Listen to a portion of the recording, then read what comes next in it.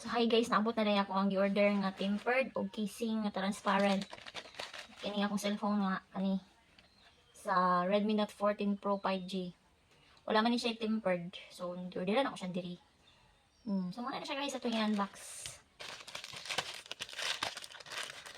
Unbox na to kung okay na ba ni siya no? Pagka orderan na yung pag-scam man.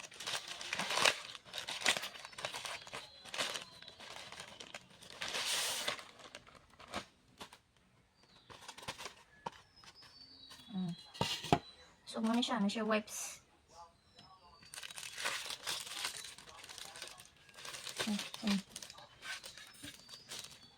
So muna ni siya.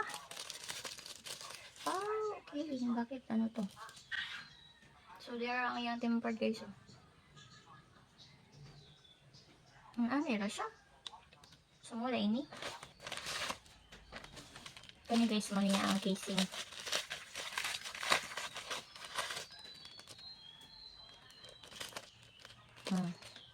Redmi Note 14 Pro 5G. Sakto naman po siguro ni siya.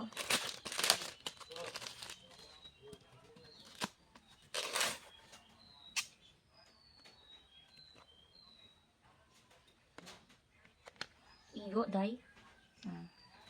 Igo, ragaro niya siya. So, mana niya siya, day.